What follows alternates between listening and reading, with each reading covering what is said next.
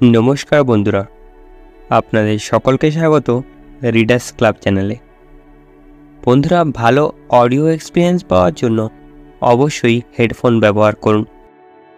Introduction. Hyper focus Chris বেইলির focus সম্পর্কিত চ্যালেঞ্জের সাথে লড়াই করা ব্যক্তিদের জন্য একটি চমৎকার সম্পদ।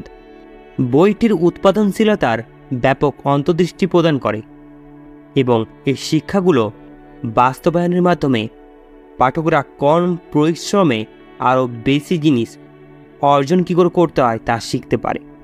তারা তাদের সময়কে আরও দক্ষতার সাথে পরিচালনা করতে পারে।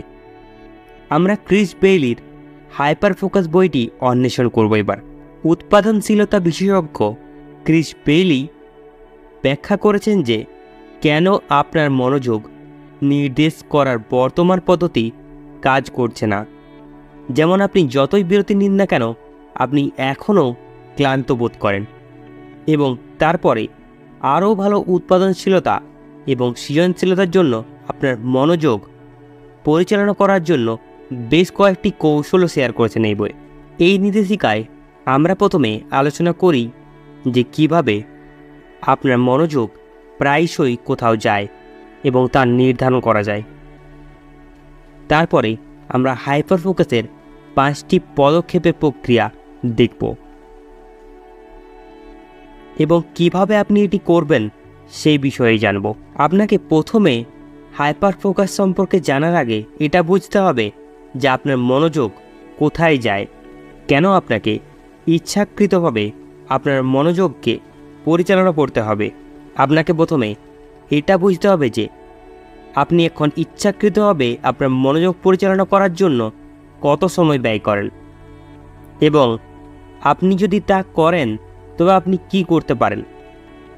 আপনার মনোযোগের বর্তমান অবস্থা বোঝার জন্য বেইলি আপনাকে প্রথমে একটি মনোযোগ ব্যবস্থাপনা ম্যাট্রিক্স তৈরি করার পরামর্শ দেন। আপনার মনোযোগ ব্যবস্থাপনা ম্যাট্রিক্স তৈরি করতে আপনার কাজগুলিকে 4টি ভাগে ভাগ করুন, 4টি কোয়াড্র্যান্টে। কোয়াড্র্যান্ট 1 এর মধ্যে রয়েছে অপ্রয়োজনীয় কাজগুলি, যেগুলি অনুৎপাদনশীল এবং আনন্দদায়ক উভয়ই, যেমন আপনার যে কোনো রকমের গেম খেলা। কোয়াড্র্যান্ট 2, এই কোয়াড্র্যান্টে এমন কাজ রয়েছে যা বিভ্রান্তিকর, যা উপভোগ্য কিন্তু অনুৎপাদনশীল, যেমন কোনো একটি মুভি দেখা নেটফ্লিক্সে বা যে কোনো সাইট থেকে। কোয়াড্র্যান্ট 3, এখানে রয়েছে প্রয়োজনীয় আপনার কাজগুলি, যেগুলো উৎপাদনশীল কিন্তু আনন্দদায়কও। যেমন আপনি একজন বিজনেসম্যান হলে আপনি একটি তালিকা তৈরি করছেন, সেটি। কোয়াড্র্যান্ট 4, এখানে আছে অর্থপূর্ণ কাজ যা উৎপাদনশীল এবং উপভোগ্য উভয়ই। এই কাজগুলি হলো খুব কম কাজ যা আপনাকে আপনার জীবনের বৃহত্তর উদ্দেশ্য পূরণ করতে সাহায্য করে। যেমন আপনি একজন ডাক্তার হলে রোগী নির্ণয় এবং চিকিৎসা করা। বন্ধুরা, এরপর আমরা জানব হাইপার ফোকাসের 5টি ধাপ, the 5 steps of hyper focus. আপনি কিভাবে ইচ্ছাকৃতভাবে আপনার মনোযোগকে পরিচালনা করবেন। বেইলি সুপারিশ করেন যে আপনি হাইপার ফোকাস করুন। হাইপার ফোকাসে আপনি ইচ্ছাকৃতভাবে একটি একক কাজের দিকে আপনার মনোযোগ নির্দেশ করতে পারবেন। আপনি যদি আপনার সামর্থ্যের চেয়ে বেশি ফোকাস করার চেষ্টা করেন, তাহলে আপনি আপনার কাজের স্মৃতি থেকে তথ্য ভিড় করবেন এবং ভুলে যাবেন। এটি এড়াতে আপনার কাজের মেমোরিতে যা খাপ খায় তা কেবলমাত্র ফোকাস করুন। এবং যেহেতু কাজের মেমোরির পরিমাণ একটি টাস্ক গ্রহণ করে তা কতটা জটিল তার উপর নির্ভর করে। আপনি আপনার কাজের মেমোরিতে শুধুমাত্র একটি জটিল কাজ পুরোপুরি ফিট করতে পারবেন। আপনি চেষ্টা করুন একটি জিনিসের উপর ফোকাস করা। অতিরিক্ত জিনিসের উপর ফোকাস করলে সব কিছুই ডিস্ট্রাক্টেড হয়ে যাবে এবং এত সব জিনিসগুলোকে একসাথে আপনি একদমই ফোকাস করতে পারবেন না। আমরা বেইলির পদ্ধতিকে এবার 5টি পদক্ষেপে ভাগ করব। এই প্রক্রিয়াগুলি আমাদেরকে সাহায্য করবে সম্পূর্ণভাবে জিনিসটিকে বুঝতে, এবং তা ফলো করে আমরা একটি ফোকাস করতে পারবো, এবং সেই ফোকাসে পরিলক্ষিত করতে গিয়ে আমরা হাইপার ফোকাস সম্পর্কে জানতে পারবো এবং এটিকে ব্যবহার করতে পারবো। First step, choose went to hyper focus. প্রথম ধাপ, কখন হাইপার ফোকাস করতে হবে তা আপনাকে বেছে নিতে হবে। হাইপার ফোকাস করতে প্রথমে পরিকল্পনা করুন কখন এবং কতক্ষণ আপনি হাইপার ফোকাস করবেন। হাইপার ফোকাসে ক্রিস বেইলি পরামর্শ দিয়েছেন যে কতক্ষণ ফোকাস করতে হবে তা বেছে নেওয়া খুবই সহজ। আপনি স্বাচ্ছন্দ্য বোধ করেন এমন একটি সময়কাল বেছে নিন, এবং আপনাকে আগামীকাল ফোকাস করা থেকে বিরত রাখবেন না। আপনাকে কিন্তু প্রতিদিন এটি করতে হবে, যেহেতু হাইপার ফোকাস প্রতিদিনের অভ্যাস হিসেবে সবচেয়ে ভালো কাজ করে। আপনি হাইপার ফোকাসিংয়ে অভ্যস্ত হওয়ার সাথে সাথে আপনি দীর্ঘ সময়ের জন্য ফোকাস করতে অভ্যস্ত হয়ে উঠবেন, এবং আপনার হাইপার ফোকাস সেশনের দৈর্ঘ্য স্বাভাবিকভাবেই বৃদ্ধি পাবে। বেইলি সুপারিশ করেন যে আপনি আপনার সময়সূচি, আপনার শক্তির মাত্রা এবং আপনার কাজগুলির উপর ভিত্তি করে কখন ফোকাস করবেন তা বেছে নিন। হাইপার ফোকাসের জন্য সময় এবং শক্তি উভয়ই প্রয়োজন, তাই আপনার হাইপার ফোকাস সেশনের সময়সূচি করুন যখন আপনার কাছে উভয়ই উপলব্ধ থাকবে। অন্য কথায়, যখন আপনার অবসর সময় থাকে এবং আপনি উজ্জীবিত বোধ করেন কিংবা ফাঁকা সময় থাকে, সেই সময় এইগুলি করার চেষ্টা করুন। আপনার যে কাজগুলি সম্পন্ন করতে হবে তার উপর ভিত্তি করে আপনার হাইপার ফোকাস সেশনগুলি নির্ধারণ করুন।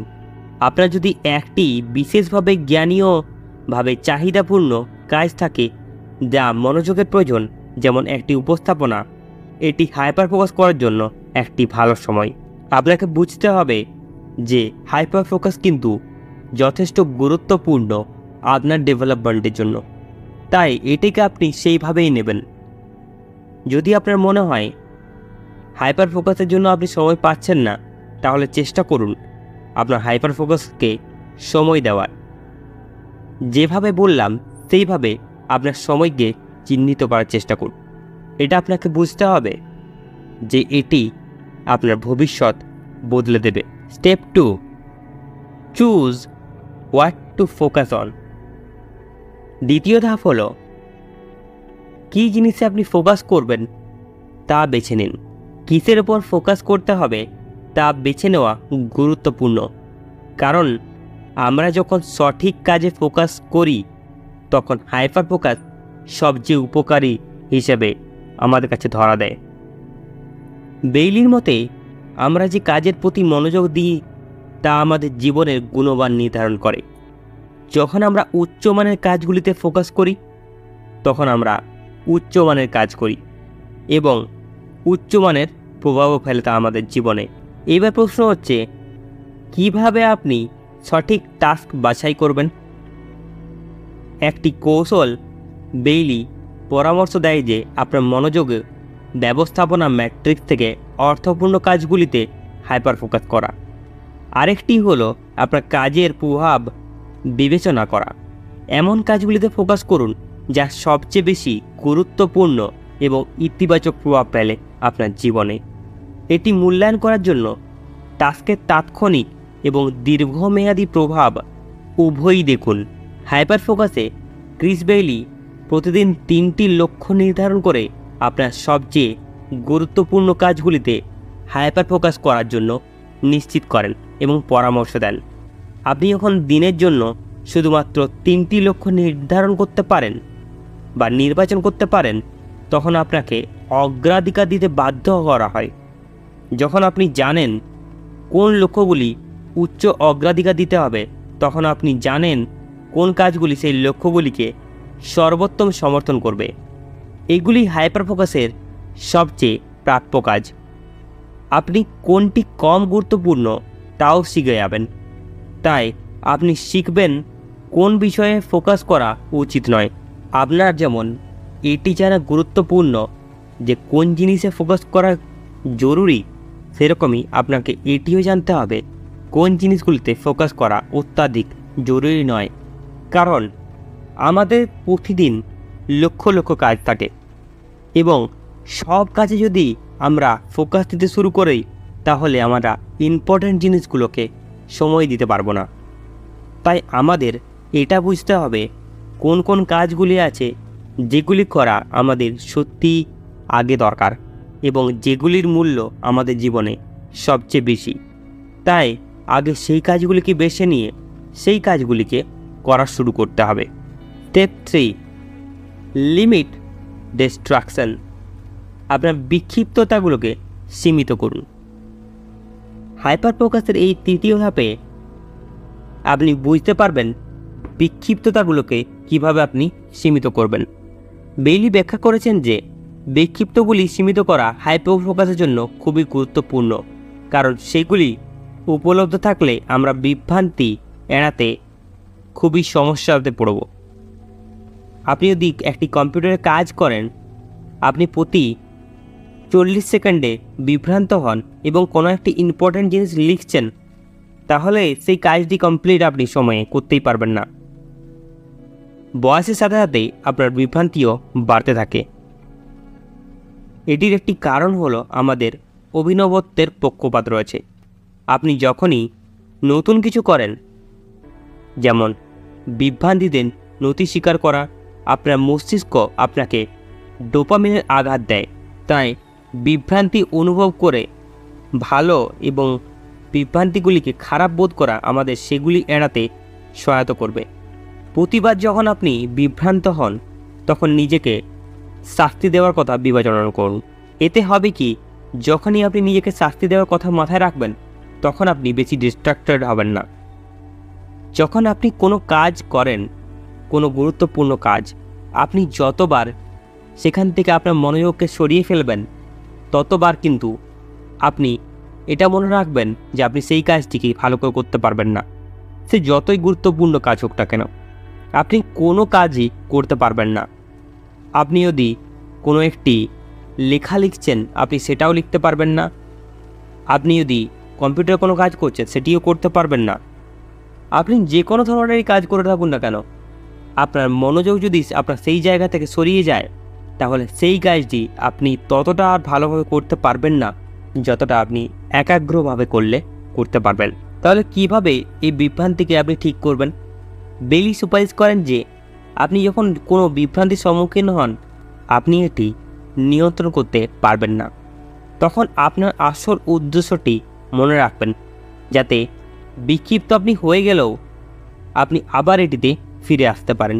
যেমন আপনি কোনো সময় বিভ্রান্তিতে হয়ে গেলে বা বিক্ষিপ্ত হয়ে গেলে আবার ফিরে আসার জন্য আপনি নিজেকে সজাগ করার জন্য একটা টাইম টেবিল রাখুন বা কোনো ধরনের ঘড়ির প্রয়োগ করুন, যেখানে কিছুক্ষণ ছাড়া ছাড়া অ্যালার্ম বাজবে। সে আপনাকে মনে করাবে যে আপনাকে আবার নিজের কাজে ফিরে আসতে হবে। তবে আপনি যদি বিভ্রান্তি উপভোগ করেন তবে আরও কঠিন হতে পারে। এই ক্ষেত্রে বেইলি নিজেকে বিভ্রান্তি উপভোগ করতে দেওয়ার পরামর্শ দেয়, তবে আপনাকে আপনার আসল লক্ষ্য মনে রাখার জন্য অনুরোধ করে। বেইলি স্বীকার করেছেন যে উৎপাদনশীলতার উপর তার ফোকাস দেওয়া হয়েছে, এমনকি উপভোগ্য বিক্ষিপ্ততাকেও বিরক্তি করে, কারণ তিনি সময়সূচিতে বাধা অপছন্দ করেন। তাই লেখক বলেছেন, যখন আপনার সাথে এরকম ধরনের কিছু ঘটবে, আপনার মাথায় সবসময় এটা মনে রাখা দরকার আপনি যে কাজটি করতে বসেছিলেন সেটি কেন করতে বসেছিলেন এবং আপনার সেই কাজটি করার উদ্দেশ্য কী ছিল। যখন আপনি নিজের উদ্দেশ্য সম্পর্কে বুঝতে পারবেন তখন আপনি বিভিন্ন ডিস্ট্রাকশন থেকে ফিরে আসবেন। লেখক এখানে বলেছেন, আপনার সব সময় মাথায় এটা রাখবেন যে আপনি যে কোনো কাজ কেন করেছেন। আপনার উদ্দেশ্য যখন আপনার মাথায় থাকবে তখন আপনি আবার ফিরে আসবেন নিজের কাজে, আপনি আবার সংযুক্ত হবেন নিজের কাজে। Manage distraction.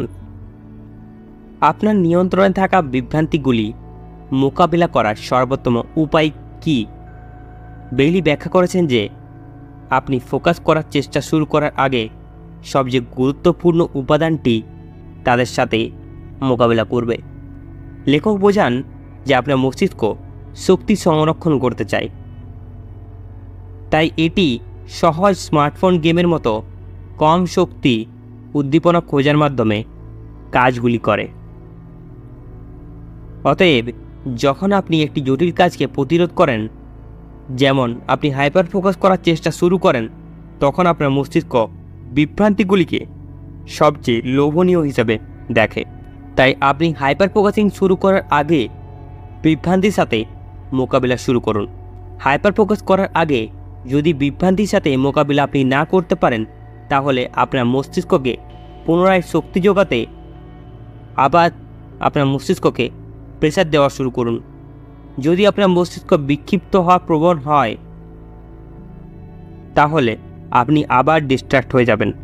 আপনার ডিস্ট্র্যাকশন ট্র্যাক আপনার মস্তিষ্ক প্রতিশ্রুতি এবং কাজগুলিকে দেখে, যা আপনি এখনও হুমকি হিসাবে বাহ্যিকভাবে প্রকাশ করেননি, তাই এটি স্বাভাবিকভাবেই তাদের উপর ফোকাস করে। আপনার সম্ভাব্য এবং প্রকৃত বিক্ষেপগুলি লিখে এবং প্রবণতা হ্রাস করুন। আপনি লিখে রাখুন যে আপনি কি করছেন, যে কাজগুলো আপনার করা উচিত নয়, আপনি কোন কাজটি করতে বসেছেন এবং সেই কাজটি আপনাকে কতক্ষণে করতে হবে সেটাও লিখে রাখুন। যখন আপনি এইভাবে কাজ করবেন, তখন আপনার মাথায় থাকবে যে আপনার কাছে লিমিটেড সময় আছে আপনার কাজটি সম্পূর্ণ করার জন্য। আমাদের বুঝতে হবে যে আমাদের জন্য ইম্পর্ট্যান্ট কী।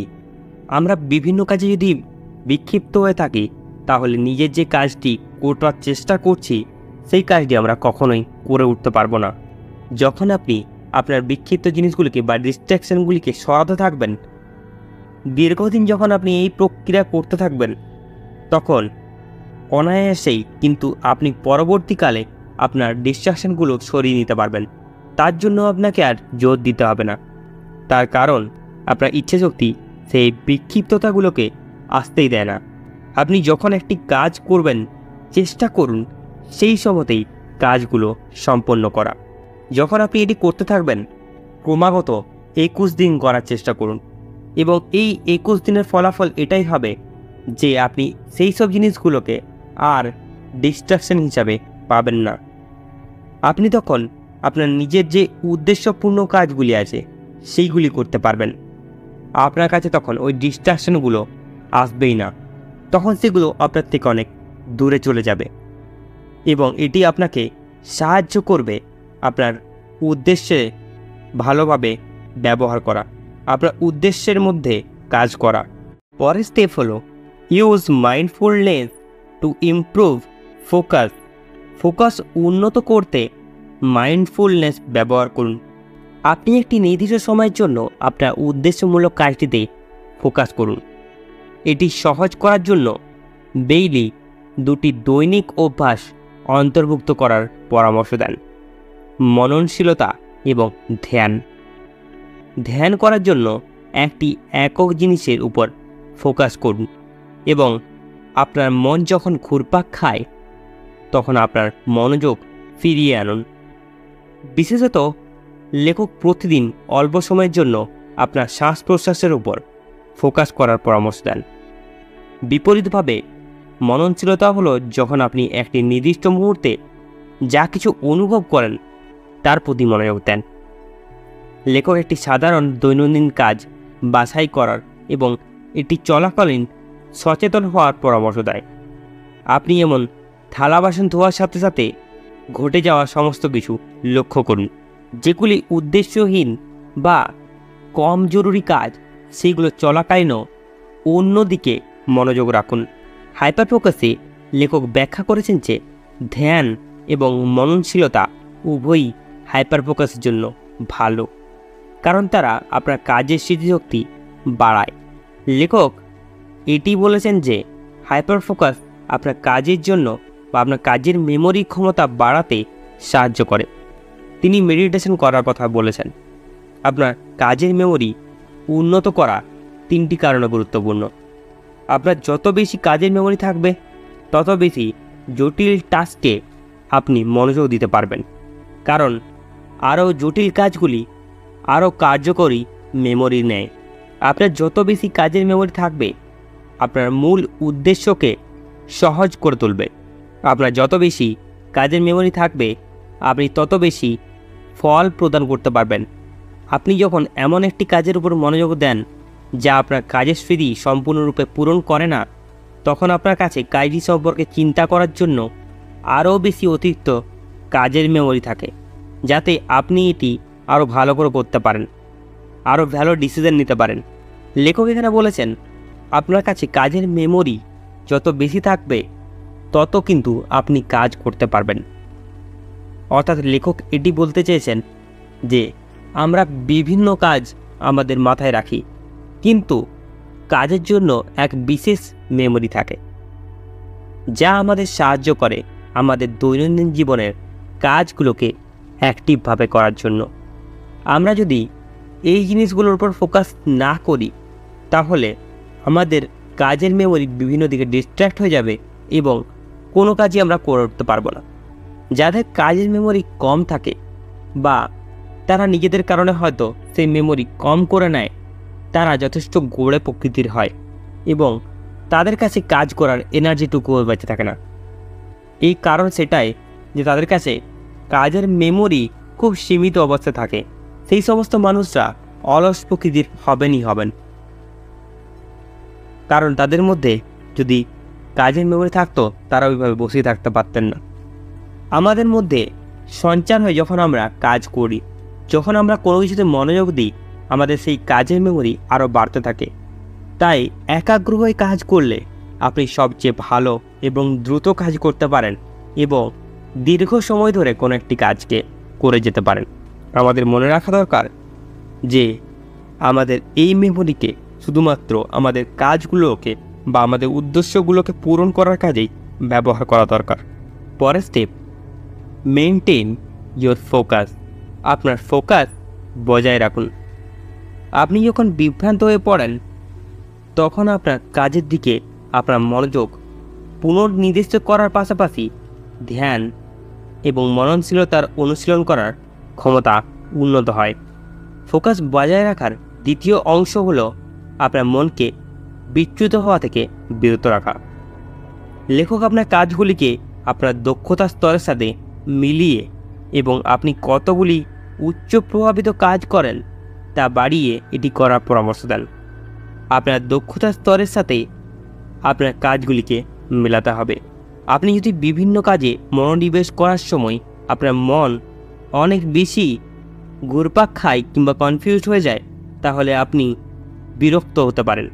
বেল ব্যাখ্যা করেছেন যে যখন আপনার কাজগুলি খুব সহজ হয়, তখন একঘেয়েমির মতো মনে হয়, এবং যখন আপনার কাজগুলি খুব কঠিন হয়, তখন চাপ দেখা দেয়। উভয়ই মনের বিচরণের পরিচিতির কারণ।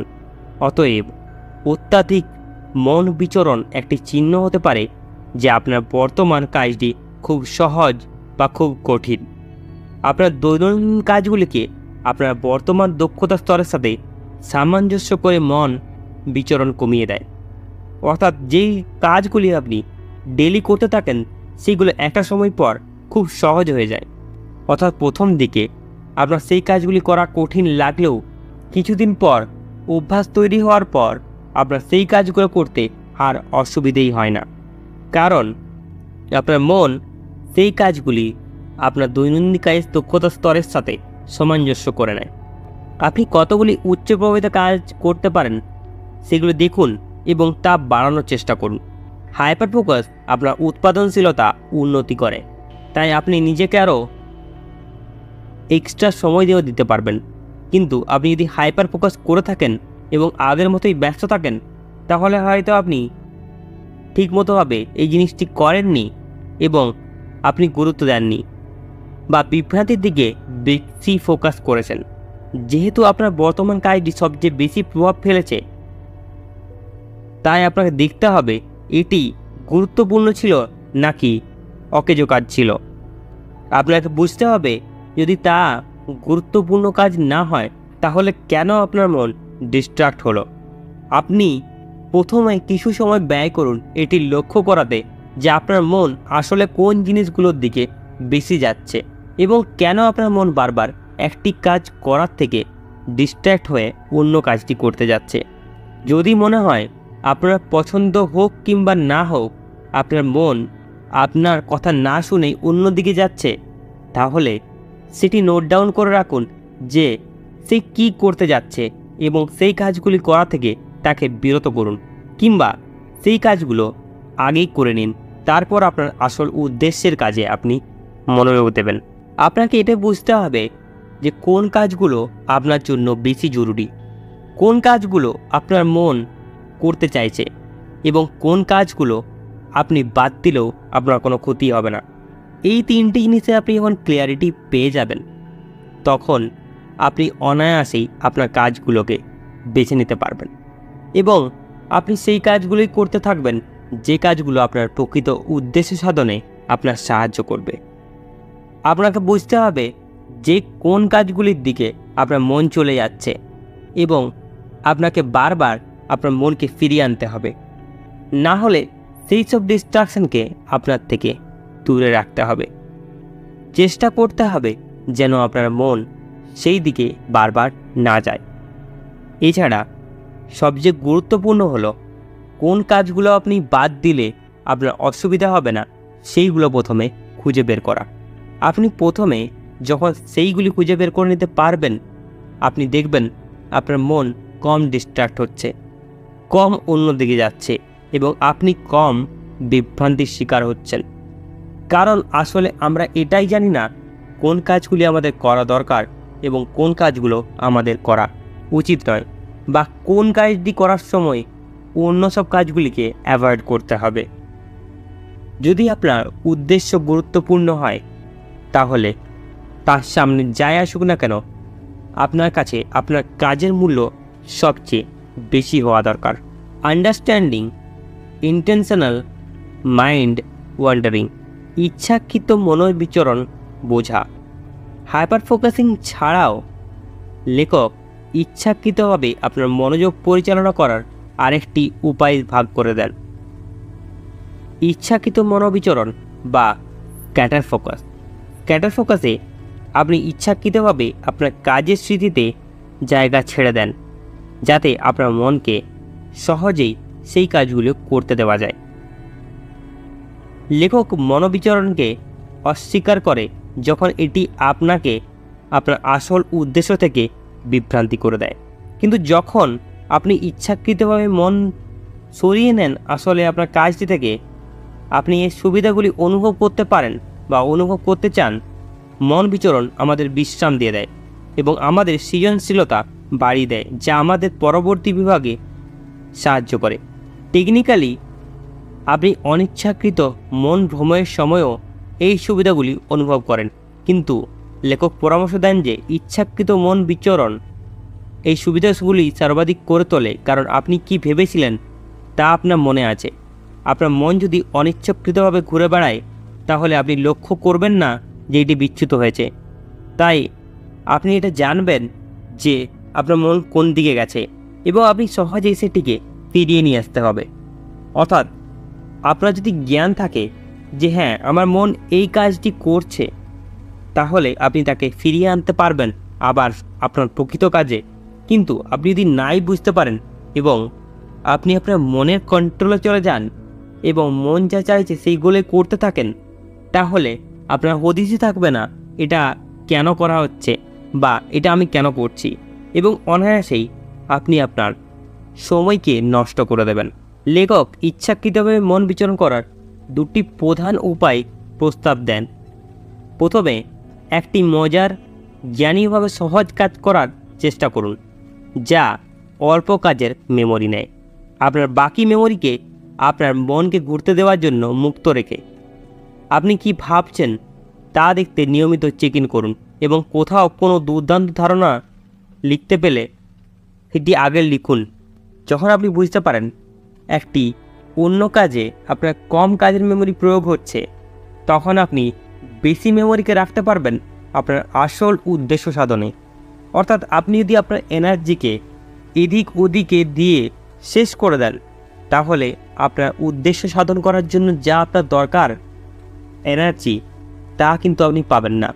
অর্থাৎ কাজের মেমোরিকে যদি আপনি চারিদিকের বিভিন্ন রকমের ডিস্ট্রাকশনে হারিয়ে ফেলেন এবং অকেজো বা অপ্রয়োজনীয় কাজে ব্যবহার করে ফেলেন, তাহলে কিন্তু প্রয়োজনীয় বা গুরুত্বপূর্ণ কাজ করার সময় আপনি যথার্থ এনার্জি পাবেন না, বা আপনি কাজ করার জন্য খুব ভালো করে করতে পারবেন না, কারণ আপনি কাজের মেমোরি অলরেডি শেষ করে ফেলেছেন। লেখক এটি বলেছেন যে আপনার লেখা প্র্যাকটিস করা দরকার। যখন আপনি ডিস্ট্র্যাক্ট হয়ে পড়েন, আপনি একটি নোটপ্যাড নিয়ে রাখুন এবং সেটাতে লিখুন যে আপনি কেন ডিস্ট্র্যাক্ট হয়েছেন, বা কতক্ষণের জন্য ডিস্ট্র্যাক্ট হলেন, বা আপনি কোন জায়গাতে ডিস্ট্র্যাক্ট হয়েছিলেন। সেই জিনিসগুলি লেখার মাধ্যমে আপনি নিজেকে বদলে ফেলতে পারবেন। দ্বিতীয় হলো, আপনার ধারণা রেকর্ড করার জন্য সময় নির্ধারণ করুন। ডেইলি আপনার চিন্তাভাবনা এবং একটি নোটপ্যাড দিয়ে প্রতি সপ্তাহে 15 মিনিটের ব্লকের সময় নির্ধারণ করার পরামর্শ দেন। এই সময়ে বিশেষ কিছু সম্পর্কে একদমই চিন্তা করবেন না। পরিবর্তে আপনার মাথায় যা কিছু দরকারি চিন্তা আসে তা লিখুন, যাতে আপনি সেগুলি ভুলে না যান। আপনার দীর্ঘমেয়াদী লক্ষ্য অর্জনের জন্য একটি হাতিয়ার হিসাবে মনের বিচরণকে ব্যবহার করতে দীর্ঘমেয়াদী লক্ষ্য রাখার উপর গুরুত্ব নিয়ে আলোচনা করে এমন একটি বই পড়ুন, যেগুলো আপনাকে ভবিষ্যৎ সম্পর্কে বারবার মনে করাতে থাকবে, এবং বারবার যখন আপনার সেই জিনিসগুলো মনে পড়বে, আপনাকে এটি আবার ট্রিগার করবে এবং আপনাকে সেই সময় আবার ফিরিয়ে নিয়ে যাবে। আপনি বুঝতে পারবেন কোন কাজটি আপনার করা ঠিক এবং কোন কাজটি আপনার করা চলবে না। আপনার মনকে যখন আপনি ছেড়ে দেন নিজের মতো কাজ করার জন্য, এক্ষেত্রে দুটি ফলাফল হতে পারে। সে নিজের কাজ খুব কম সময়ের মধ্যে কাজ করার পর আপনার কাজে ইনভলভ হয়ে গেল, কিংবা আপনার যে উদ্দেশ্য কাজের, বা আপনি যে কাজের জন্য বসে আছেন সেই কাজটি সে করলই না। অর্থাৎ আপনার মনকে যখন আপনি ছেড়ে রেখেছেন, সে হয়তো অন্যদিকেই ঘুরে বেড়ালো। এর অর্থ এটাই, যখন আপনি কোনো উদ্দেশ্যমূলক কাজে বসেছেন, সেই সময় যদি আপনি নেটফ্লিক্স খুলে বসেছেন কিংবা রিলস স্ক্রল করতে বসেছেন, তাহলে এটি আপনার ঘন্টার পর ঘন্টার সময় টেনে নেবে, এবং এটি আপনার মনের খেয়াল খুশি কাজ, যেটি লেখক বলেছেন আপনাকে কিছু সময় করতে দিতে। কিন্তু যদি এটি অতিরিক্ত মাত্রায় হয়ে যায়, তাহলে আপনাকে সাবধান হয়ে যাওয়া দরকার, এবং এই কাজটি আপনার আরও একবার রিপিট হওয়ার থেকে নিজেকে আটকানো দরকার। আপনি এক্ষেত্রে অ্যালার্ম সেট করে রাখতে পারেন যে 15 মিনিট বা 10 মিনিটের বেশি আপনি কোনো সোশ্যাল মিডিয়া প্ল্যাটফর্মে সময় দেবেন না। আপনি সেখানে সময় নষ্ট একদমই করবেন না, কারণ আপনাকে মনে রাখতে হবে যে আপনার কাজের মানসিকতা বেশি আছে, আপনার উদ্দেশ্য সাধন করার মানসিকতা বেশি জরুরি। তাই আপনাকে নিজের কাজে ফোকাস করতে হবে, এবং তাই আপনার মনকে যেখানে খুশি ঘুরতে দেওয়া চলবে না।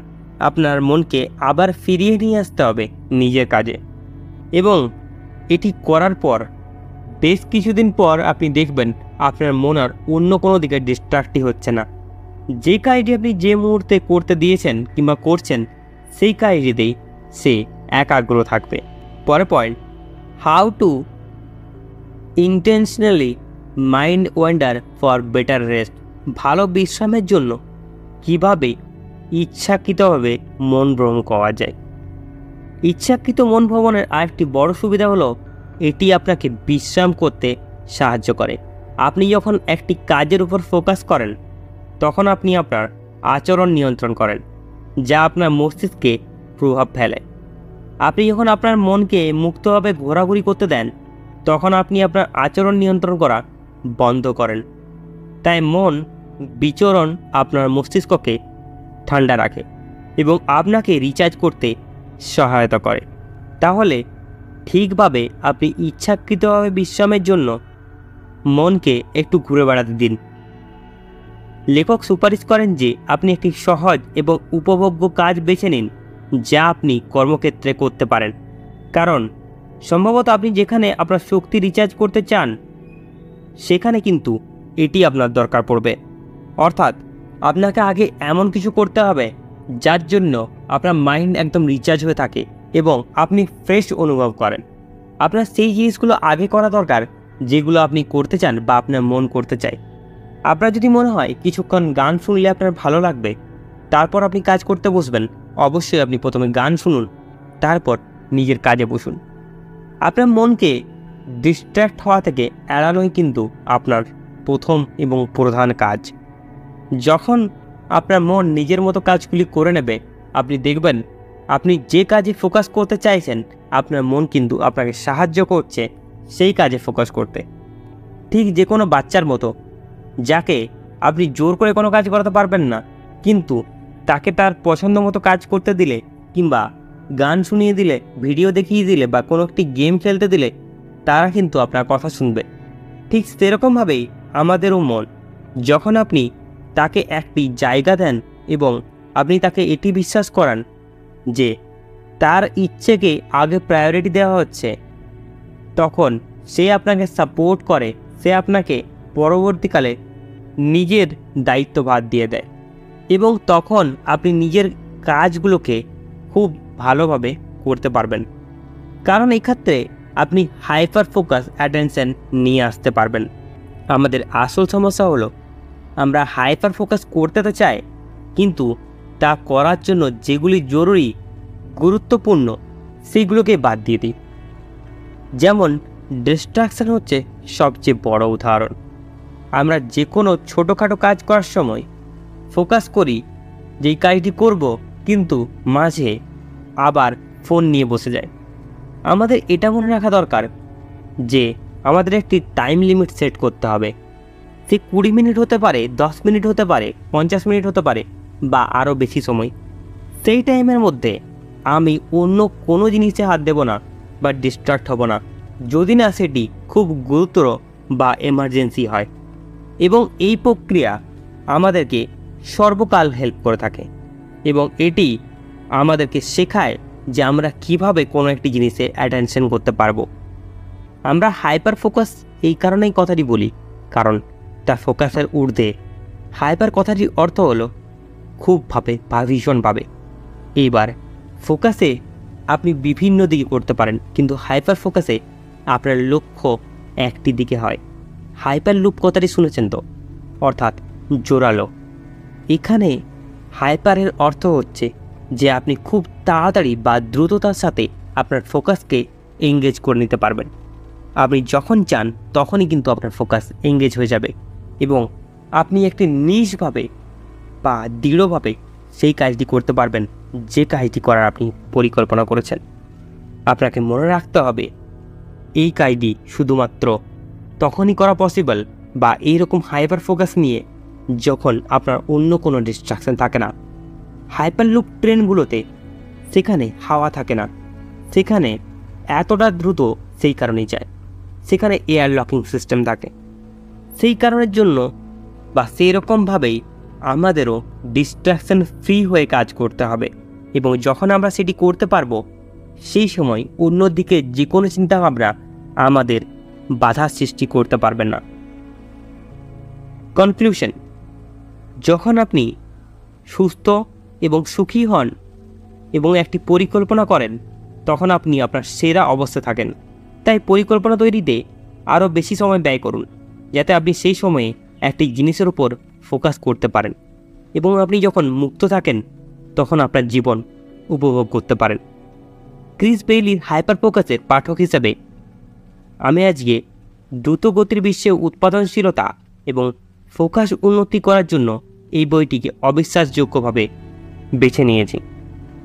মনোযোগ ব্যবস্থাপনা আয়ত্ত করার জন্য লেখক বিভিন্ন পদ্ধতির সাহায্য নিয়েছেন এবং আমাদেরকে বলেছেন যে এই পদ্ধতিগুলো ব্যবহার করতে, যেমন ডিস্ট্রাকশন এড়াতে বা ডিস্ট্রাকশন যদি আসেও সেখান থেকে কীভাবে আবার নিজেকে ফিরিয়ে আনতে হবে সেই বিষয়ে তিনি বিভিন্ন রকমের কৌশল প্রদান করেছেন। বইটি হাইপার ফোকাসের ধারণাটাকে অন্বেষণ করে। এই বইটি আমাদের শেখায় কিভাবে আমরা নিজেদের মূল্যবান সময়ে আমাদের মূল্যবান কাজগুলিকে করতে পারবো, কিভাবে আমাদের মন ডিস্ট্র্যাক্ট হয়ে গেল সেখান থেকে তাকে ফিরিয়ে আনতে পারবো, কিভাবে আমরা নিজেদের মনকে হাইপার ফোকাসের মাধ্যমে কাজে লাগাতে পারবো। হাইপার ফোকাসের আসল ধারণাটিকে এই বইটি ক্লিয়ার করেছে। আমাদের এটি বুঝিয়েছে যে শুধুমাত্র ডিস্ট্রাকশান থেকে দূরে থাকলে হবে না, ডিস্ট্রাকশানকে অ্যাভয়েড করলেও চলবে না। ডিস্ট্রাকশান এলে সেখান থেকে কিভাবে নিজের কাজে শিফট হতে হবে এবং নিজের মাইন্ডকে কিভাবে কাজে নিযুক্ত করতে হবে তা ব্যাখ্যা করেছেন। এই বইটি তাদের উৎপাদনশীলতা বাড়াতে এবং বিভ্রান্তি ভরা বিশ্বে মনোযোগ নিয়ন্ত্রণ করতে সাহায্য করে, যারা কোনো একটি কাজে বিশেষভাবে করতে চায় বা যারা নিজেদেরকে কোনো একটি কাজে বা কোনো একটি দিকে একদম ঝুঁকে দিতে চায়, যাদের উদ্দেশ্য বড় এবং যারা উদ্দেশ্য সাধন করতে চায় নিজেদের। তাই এই বইটি আমার মনে হয় আমাদের সকলের জন্য এবং যারা স্টুডেন্ট আছেন তাদের জন্য একটি মোক্ষম বই, যা আমাদের শেখায় আমাদের জীবনের ডিস্ট্রাকশন থেকে থাকবে, কিন্তু তার মধ্যেও আমরা কিভাবে নিজেদের ফোকাসকে মেনটেন করতে পারবো, কিভাবে আমরা একটি নির্দিষ্ট দিকে আমাদের ফোকাসকে নিয়ে যেতে পারবো। বন্ধুরা, যদি এই অডিও বুকটি ভালো লেগে থাকে অবশ্যই লাইক করবেন এবং আপনি যদি নতুন হয়ে থাকেন তাহলে অবশ্যই চ্যানেলটি সাবস্ক্রাইব করবেন এবং বন্ধুদের সাথে শেয়ার করতে ভুলবেন না। এবং এখনও যদি আপনারা আমার টেলিগ্রাম চ্যানেলে জয়েন না হয়েছেন তাহলে ডিসক্রিপশানে দেওয়া লিঙ্ককে ক্লিক করে আমার ফ্রি টেলিগ্রাম গ্রুপে জয়েন হতে পারেন। ধন্যবাদ।